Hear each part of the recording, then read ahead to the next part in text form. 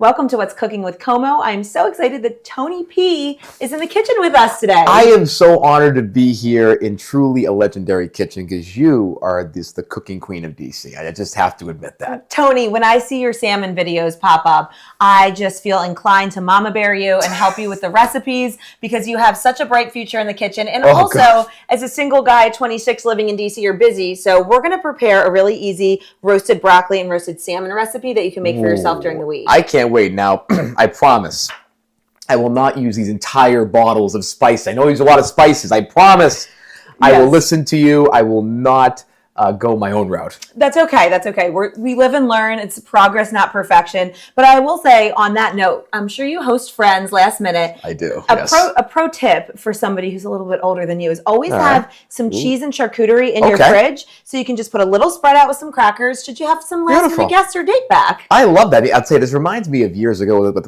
my parents' generation where people would just kind of come in unannounced. Right. So you might as well have a few things out there, right? You never know. Maybe a date's going well and you go back to watch a movie and you can put out a nice little spread. Exactly. Have a bottle of sparkling water. Always, okay. A bottle of red wine, you're good to go. Now, for anybody I don't drink alcohol anymore, but we have some wine, little water, is soda okay? Or is that a little bit too childish? Nope, soda is wonderful. Sparkling water, options are good. Options are good. I do like that. Yeah. Now, in terms of, so where can I get this type of charcuterie board? At just regular supermarket or a certain store I should go to? So Whole Foods has really good cheese, but you can get great cheese at Safeway, Trader Joe's, Harris Teeter, any grocery store. You don't have to be crazy fancy about it. The Everything Bagel seasoning is from Trader Joe's. And right before we get into this recipe, since I ask every guest this question, what's your favorite dish? Oh my goodness. This is like asking like a person's like death row meal, right? What would you have in your last day, right?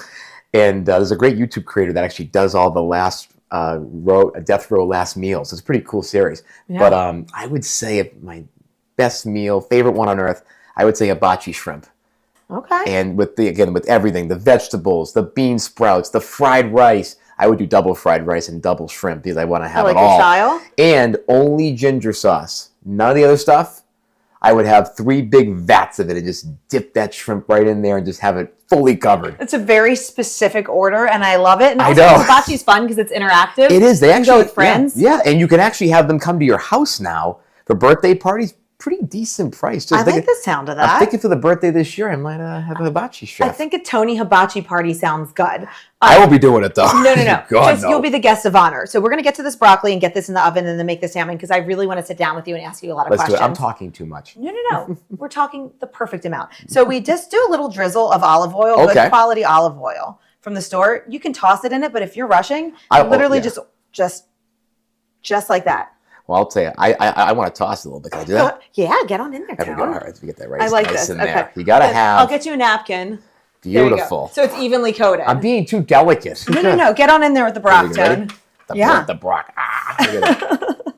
This is perfect. Thank God I washed my hands before. Okay. I watched him. I can vouch for that. That's another pro tip. Always wash your hands before you start cooking. I watch too much Bar Rescue, and all the bars that don't clean their hands, not good. John Taffer's a great guy. I've had the pleasure of interviewing him a few times. Oh, you have? Oh, yeah. Taff Daddy? Come on. He's so nice and really funny. Oh, he is like just a hoot. And so Chef Spike Mendelson in DC, he's been a co-host for him for a while now. He is so funny. Yeah, Spike's the best. He's got a good podcast going on now, too. He does, and he's got that pizza restaurant. Oh, the best. That pie is so good. We the Pizza. Great title, too. Okay, I'm going to hand you this, and since we know you're a little heavy-handed with the seasoning, I'm going to show you a light seasoning. Heavy-handed? That's a little bit, that's being very kind to me. So we just do a nice, gentle drizzle of a little onion powder, right? See, that's like a moderate amount. Okay. And then we'll do a little garlic. As you can see, I cook a lot, how much seasoning is gone from this.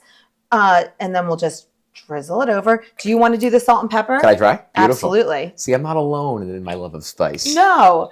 You want to spice things, but here's the thing. You can always add spice. So under spice and spice as you go. Okay, go ahead. Nice dusting of salt.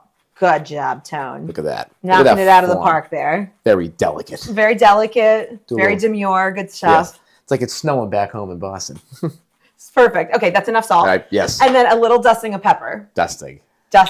No blizzards or nor'easters. No blizzards or nor'easters for pepper. Now, let me ask you, Slade, what originally got you into cooking?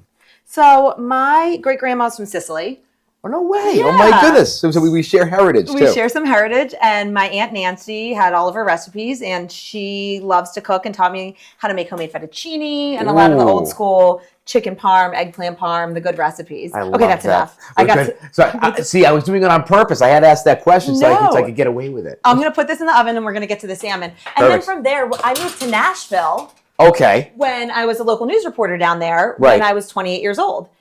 Gotcha. Okay. And I was away from family, and I missed home cooked meals, and so did all my friends that I met through Junior Chamber of Commerce. So we used to have what we called famiglia nights, and it was just family dinner nights, and me and my Greek friend Maria would always cook for everybody. Now let me ask you, what is your go-to meal to cook that you know every single time it's going to come out restaurant quality? Meatballs and homemade gravy. Yeah. I brought them to our Super Bowl party, and they were a 10 out of 10, and I was so proud. My goodness, I'll tell you that. That's why I go to Super Bowl parties, and when my teams aren't in it, it's all about the food and the commercials. It really is. That's the best way to do it. Exactly. So I dried this salmon. This is just regular salmon. Gotcha. So what you do is take it out of the package, pat it dry with a paper towel. Okay. That's the best way to do it. And we're going to make a little marinade. Are you ready to help? I'm ready. Can you pour some olive oil? Of course into I this? can. Even I can do that. So we're going to make, do you like everything bagel seasoning? I love it. Okay, good. Because that's the kind of salmon we're making. If you said no, I was going to pivot. So be generous with it this time. Oh, okay. Beautiful. Yes. That's good. Good, Tony. Great work. Okay. That's perfect. Good boy. Good boy, Tony. I like teaching you how to cook. This is fun. Oh, my God. And then we're going to do a spoonful of Dijon mustard. Okay. I've always liked Dijon. They're very good consistency. Really good consistency. And kind of a good little, kind of a lemony kick, I noticed. So, like a little bit. A little bit of a spice to it. Right. We got some honey. Ooh, okay. So I'm going to do, because this makes it glaze real nice and the seasoning stick to it. So nice spoonful of honey. We're going to mix that in. Look at that. And I never really measure anything too precisely. I'll throw this in the sink. Go ahead and whisk that up. That. Not too much honey. Not too much honey because they tell me I'm sweet enough. See? He's got catchphrases, Tony. I stole it from The Sopranos. Oh, I was going to say that could be your your dating profile catchphrase. Listen, I don't mind being a little bit conceited now and again, but I can't be arrogant. Sorry. No, that was me. That was I'm already me. causing trouble. I'm already splooging olive oil everywhere. This is bad. Okay. So now that we have this kind of whisked together, you can see the Dijon, honey, and olive oil. Right. It's getting a little thinner. What we do, I'm going to add this in the sink. Okay. Do you have one of these at home? I don't, but I need to get it. We're going to get you one. This is great for marinades, for steaks, for the grill. And we're just going to go ahead and drizzle on top of the salmon, just like that. You paint the salmon like you're an artist. You want to try the next one? So I'm going to be my best version of Bob Ross here. So we're going to sort of take the cad yellow.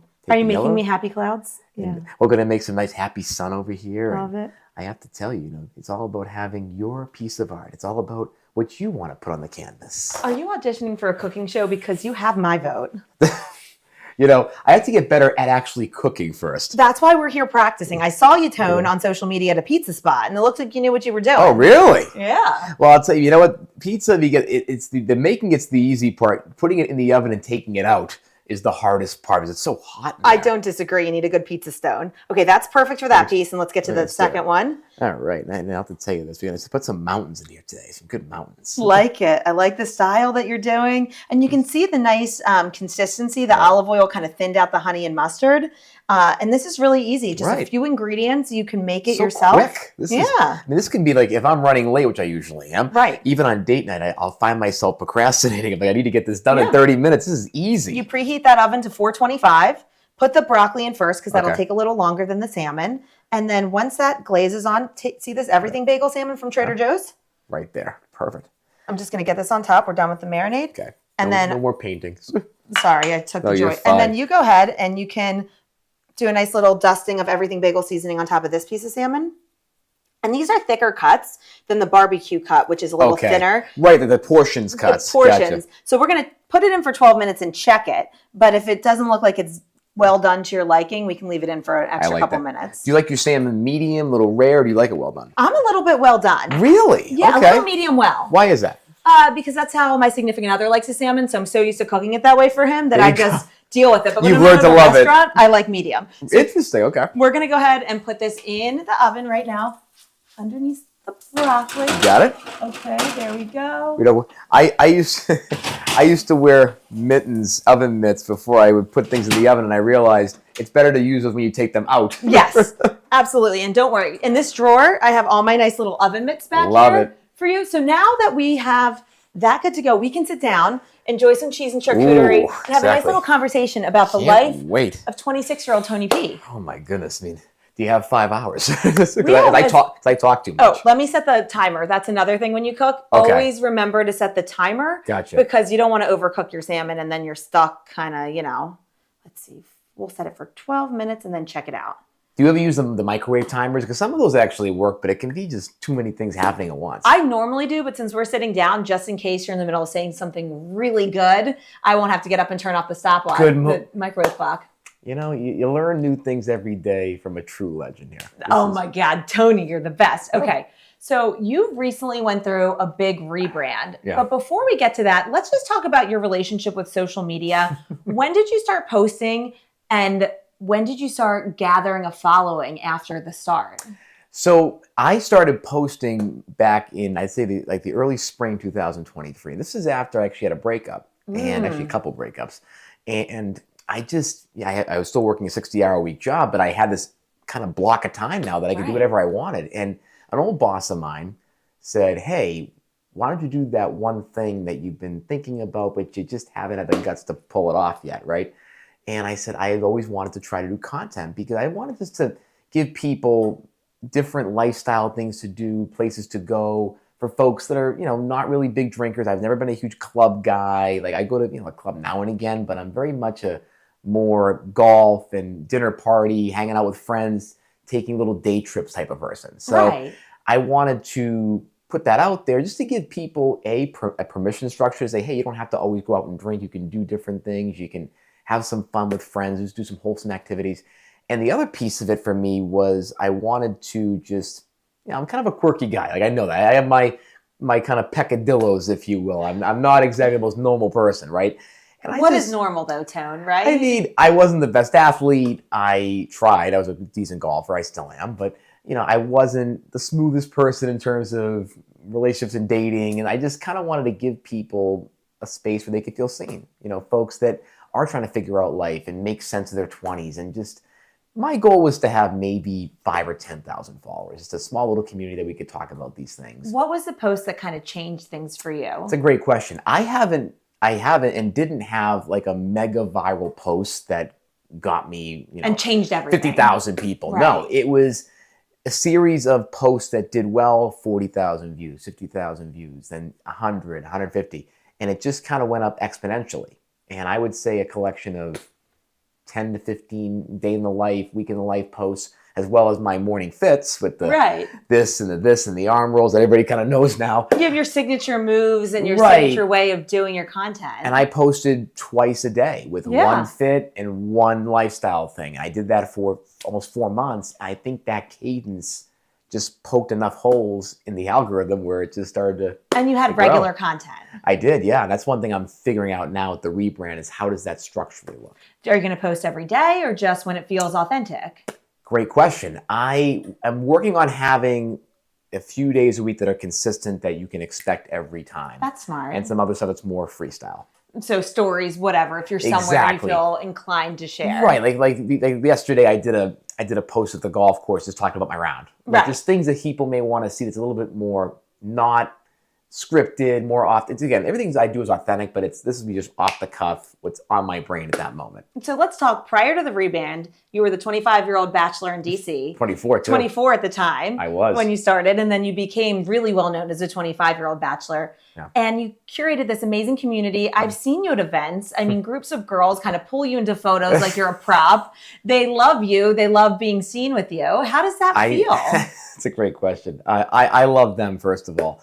And I think those posts in combination with the Washington Post article that came out about me, New York Times as well, talking about this kind of the radically earnest, wholesome guy, that really helped me take off. And that's where people started to understand what the goal of this was. And I'm honored that people actually care about me and actually like what I put out there, because I just put out my life and kind of innocuous things. I didn't think it would ever get to this. I mean, I'm just blessed. I mean, luckily, I have a pretty good-sized audience that's here, New York, Chicago, even London. You're expanding your reach. And I've been in Chicago or in New York or Dallas even, and people come up to me and like, this is crazy. And I almost want to go, why? Like, what do you like about me, right? I mean, I'm like, I don't even like myself that much sometimes. Okay. Tony, you have to love yourself first. That's so important. That's but that a goes journey. with authentically admitting that you don't always love yourself. No. Because that's really relatable too. Oh, yeah.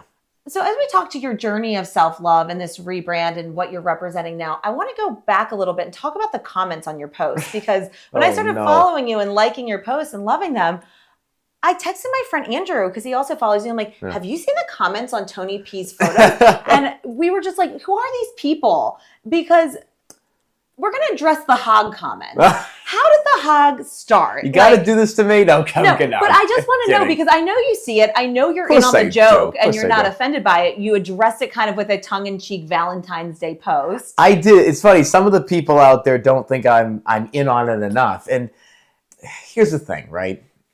My goal is to keep people company, right? Right. Make them feel warm inside, make them feel confident about themselves and their own journeys. At the same time, I get that people want to have a good laugh. I understand that lowbrow humor is a popular thing on social media. I understand that. However, for me, I'm not going to acknowledge it more than I have already. Like, you know what? I did the Valentine's Day post kind of as a way to say, hey guys, like I get it. Like I want to kind of be kind of wholesome about it. I'm in on the joke. I'm in on it. I don't take myself that seriously. But there are some things that I want to take seriously. And the truth is, like, I'm not a comic, first of all. So, and we have a lot of great friends, mutual friends, that are great comics. And really funny people. Right. Yeah. I'm not one of those people. I'm kind of just funny through my quirkiness and just my abnormal tastes, right? Like that just kind of makes me funny, right? And I embrace that. I know that I have those kind of weird things, but I just don't really want to embrace that type of humor beyond what I've already done. I think that's really smart. And what would you tell other people out there that are starting to become, content creators who might get comments that they're not expecting or that are off brand for them? How do you stay strong and not let that impact you? Well, because just think about going to bed at night, right? Yeah. Okay, I could have leaned into a lot more of like the hog and sexual humor, the lowbrow stuff. Right. And would I have more followers? Yeah, probably. Like I probably have a lot more followers if I started just to kind of lean into that type of humor. But it's not me. And you want to be authentic to who you are. Yes, and it'd be the biggest sellout I would ever be doing if I leaned into all that stuff. Because it would just be me not being who I truly am, just to get clicks and likes and more followers and maybe more brand deals. And I'm sure that those comments will fall off as you stay true to who you are. Well, what's interesting is I just did one of my kind of newer posts about dealing with insecurities, about being liked and self-love. And the comments were just so supportive, like 600 plus comments. It was so supportive and kind. And there was so many, I couldn't even read all of them. It was just really uplifting. And it showed me that a big part of my audience actually wants to see more of the introspective, vulnerable Tony. I'm like, you know what?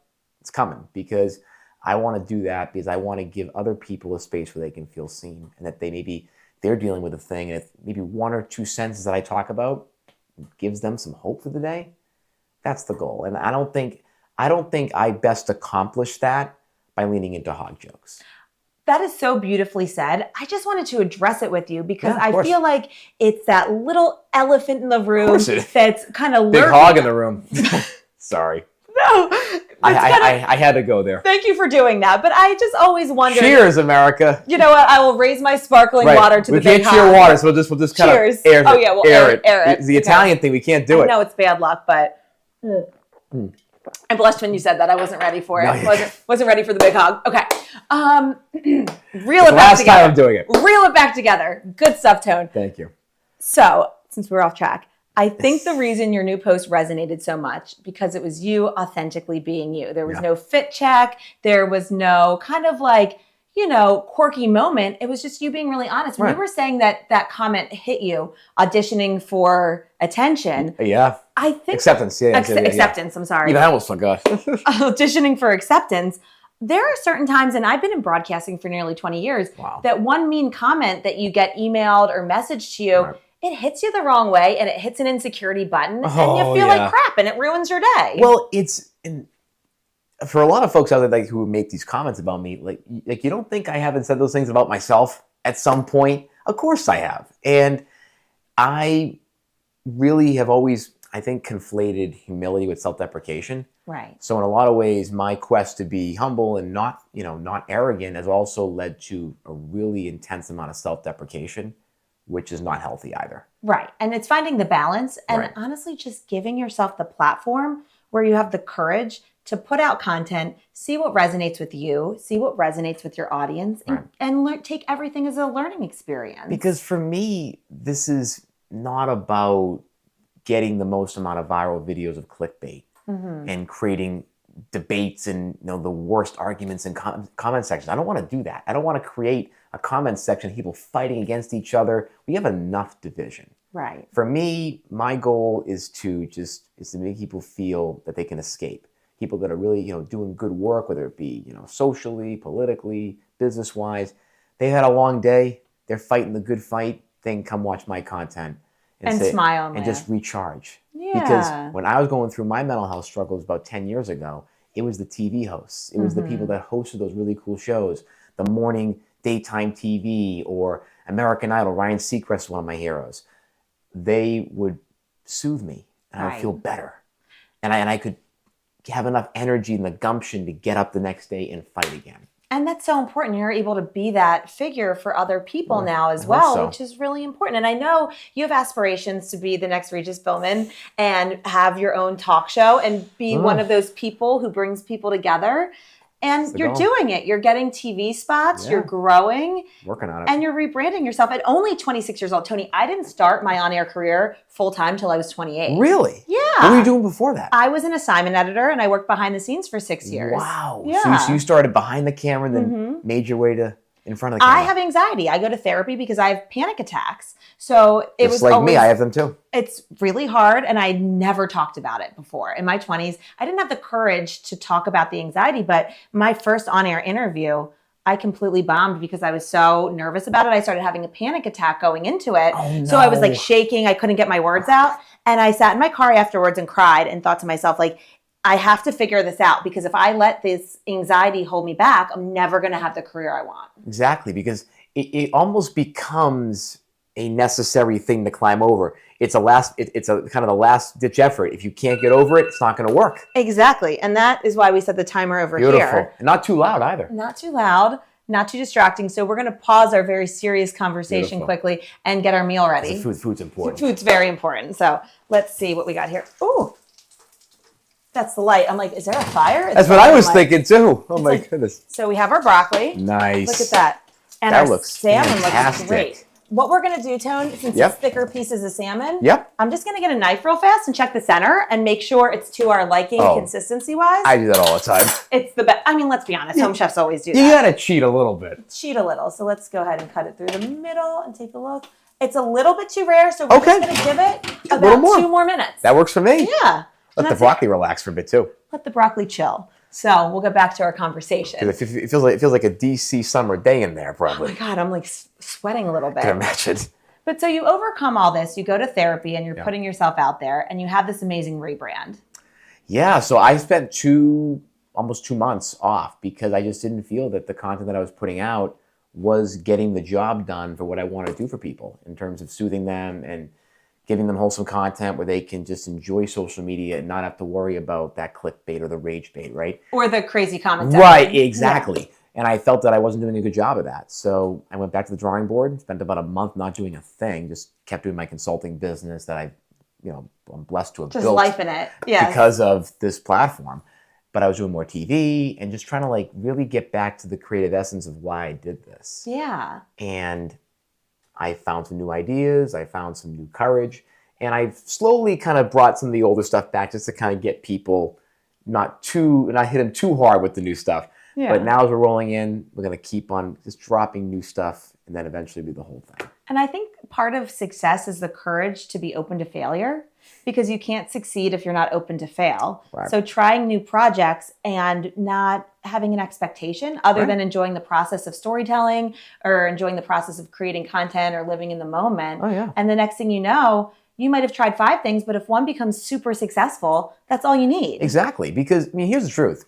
I've actually, in the last 6 to 7 months, have lost followers on the net. Really? It was, so for nearly 2 years, it was growth. Mm-hmm. And then the last 6-7 months has been, pretty sizable drop. I've dropped about 10,000 followers. How did that make you feel? It had been the thing I was dreading since this first moment I started the account, but from the first moment that I started growing and going viral, I was afraid of losing it, of losing any part of my following. And then to lose about 10, 11,000 in the last 6-7 months has been tough. I'm not going to lie. There are some days where I'm like, it doesn't matter. It's about having a good community. It's engaged and don't let the numbers bother you. You've already built a platform. But other days I'm like, man, I want to grow again. I want to reach new people. I want new folks to see this. Yeah. And I want to impact as many folks as I can so that I can, have a platform where we can get more messages out. I can try new things and just, more folks can see it. And so, enjoy your page. Hopefully, right? Yeah. And again, it's been tough. I'm not gonna lie. It's basically like a salesperson losing customers, right? That's a good way to put it. I never thought of it that way. And this is my business. Yeah. And for me, it made me question: do people just not like me anymore? But I think, if I may not go too therapy on you, You're fine. I think it's all therapy. Cooking is therapy. Cooking is therapy. Well, it is. Food's the universal language of love. Exactly. It brings us all together. I just see you, and I remember when I was your age, the insecurities I had about myself because I didn't have that 20-year career in broadcasting yet. I didn't have the big celebrity interviews under my belt. I knew where I wanted to be, and I was so focused on how can I get there and feeling stuck that I didn't enjoy the process. So the only thing I can tell you is, Tony, enjoy the process. Enjoy making mistakes. Enjoy figuring things out as you go, because that's how you kind of find your way. Don't be so hard on yourself. Well, and I'm actually grateful in a lot of ways for the fact that I've lost a sizable chunk of the following, because it's forced me to realize that the things that I was afraid to do, being even more authentic, more introspective, more vulnerable, is actually not a bad thing, because it's forcing me to finally do that because more people want to see that. Exactly. And you had the courage to put something out there that you were maybe a little iffy about. You did, and it took off because it was you being authentically Tony without any type of shtick. It was just you talking genuinely to the camera as yourself. Or filters. And yeah.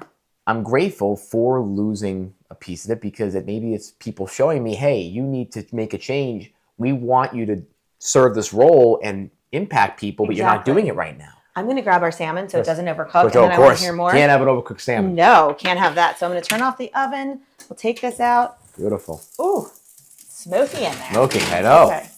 So we're Can I help in any way, or do you have You know what? This is hot, so we're going to let this rest, and then you can help me plate it. Beautiful. Oh, I love that. We'll finish talking for about 5 more minutes. Okay, perfect. Let that salmon sizzle, and then we'll plate it up, and we'll serve Tony P some dinner. Ooh, so is 5 minutes a universal metric for letting things rest, or can you go even higher? You can go even more than that. The thing is, when you're having a dinner party, though, if you're making a dish, you want to time everything right. Yes, because you don't want to overcook chicken or anything like that. But I can help you with all that. That comes from trial and error. And as we wrap it up, Tone, because you have a new brand, you have your platform going, we're just going to wrap it up on dating. Because as a 26-year-old, enjoy the time to be Tony and figure out what you like and who you like and what you want to do. Thank you. Because you'll find the right partner when you find yourself. And that's, again, I am dating actively right now. Good. It's definitely a thing that I'm enjoying. And it's a part of my life that I really take seriously, because being someone who's from 2 divorces, my mother was divorced multiple times. It's something that I value when I'm choosing a partner, because I want to be with that person long term. I want to be able to think, hey, I can be with this person beyond a year, maybe even forever, right? For sure. So I don't date to marry per se. I date more casually now, more just free flowing, as opposed to like I have to marry this person. But I do feel that at some point I want to have that thought process and discussion, because as someone who's trying to figure out the life, figure out the journey, what the career looks like, I also want to be able to support someone else's journey. And enjoy the time with someone else. Right, because sometimes you get caught in your own journey. You kind of get a little selfish, self-centered, and all about your own thing, when it's better to be able to invest in somebody else and help them support their journey and have a good, I would say, there's a personal balance, not all about yourself. You learn to kind of be more selfless, because you got to take care of a few things, and they're helping you too. But It's about making sure that that person feels heard and their journeys are supported too. But at the same time, being 26, this is a time for you to focus on yourself, focus on your career growth, build the career you want, be a little selfish, make time to focus on just you now to build what you want, and then let that person come into your life. Good point. And again, it can all happen at the same time potentially. You never know. My heart's open. That's good. And what's your ideal DC date? Where would you take someone? So my ideal date, it's a great one. So I would do an activity first. I like an activity. So I would do like a mini golf or a with like the escape room, something like that. Maybe Top Golf. Right, that's a good one. Driving range, something like that, and then do a little bit of dinner. I like to do a rooftop dinner. So either I would cook at my house, go on my rooftop, or we could do like an Occidental, for example. I love that spot. It's beautiful. The place. Steven Starr is a genius. Yes. Or do like a late dip outside, something like that. Or, I mean, of course, hibachi. Hibachi's interactive. That's perfect. That might be more of like a second, second date. Yeah. But I love bowling. Bowling's another good one. There's a bowling alley right in Georgetown. Oh, there is? Oh, you're right. Pinstripes. That's right. It's funny. I went and saw some friends recently over there. It's a great spot, and I can definitely see how it's a good day. They have good Italian food. It's a great mix. No, it's perfect. Tony, I'm just really excited for you, for where you're at in your life. I think you have everything lined up to achieve the career goals, and you're romantic to achieve those personal goals that you have as well. Hopeless romantic. But that's good. You know who you are. You're figuring yourself out. I mean, if it wasn't for Nora Ephron and Nancy Meyers movies, I would not be romantic as I am. So God bless those two women, because they have taught me how to be that way. Well, Tony, watching you grow into the person you are now has been a pleasure to be your friend and supporter. I'm honored that you had me on. Thank you for allowing me to chat with you, and you're building an incredible empire here. Oh, thank you. I love cooking with people, and I love having good conversation. So I'll continue to watch you grow on Instagram and on TV as well. I'm going to try. I mean, again, that's the dream. You know what? I remember watching my grandmother watch Regis Philbin, watch American Idol, watch even Dick Clark stuff years ago. And what that meant to her and the impact for her generation that those shows meant to her. I want to see if we can bring that type of thing back for Gen Z millennials, because we need something that's unifying. We need a third, a fourth place where we can non-controversial, right? That we can actually agree on a cultural level and have some spirited discussions. That's not, wanting to strangle each other. We can't have that. So, and the media landscape has changed so much since those classic television days. Yes. Because there's so many options with streaming and social media and YouTube and Instagram and all the places that those personalities, it's harder to come by somebody who gets to captivate the audience since, the Regis Philbin generation. Oh, God. They used to get 10 million viewers a morning. And then you had Seacrest getting 40, 45 million. That's impossible now. But I don't think it's impossible. And I think those days will come back, because I think people want people they can trust. This is my hot take. I think people do want people who are authorities in the media space that they can relate to and they can trust. And the nice thing now is, Tony, you don't have to send your reel out on a tape to news stations across the country. Right. People can find you right on social media. So that's a blessing that you have that generations before didn't have. They didn't. And when you think about what the landscape's going to look like, there's so many more opportunities to put a show out there, different streaming networks, YouTube, which is now basically our TV, right? Yeah. And I think you're right. I think there's our podcasts are going to become vodcasts, or they're going to become our talk shows and our TV shows. There you go. It's going to morph back into itself. Just people want more options. Absolutely. And they want more places they can have kind of a palette of things versus the one main course, I think, to use a cooking reference. I like that we ended on a cooking reference, since this is the What's Cooking with Como show. I mean, I'm a media personality. I know how to kind of bring things together a little bit. Now and again, I'm getting there. I'm a rookie. You're good at ad-libbing. Thank you. You have a very bright future, Tone. I'm excited to see what you do. I'm going to plate up our salmon and broccoli, and I won't bother our audience watching us eat, so we'll do that post-camera. But you stay and have dinner with us. I can't wait. And enjoy some cheese and charcuterie, and we'll get some sparkling water for you. Oh, you're the best. Yeah, this is prosciutto, good stuff. Maybe a little prosciutto on the salmon after. Whatever, you know what? The world is your oyster, Tone. Whatever you want. It's, again, Bob Ross. There's no mistakes, only happy accidents. Happy accidents ending there. Bye, guys.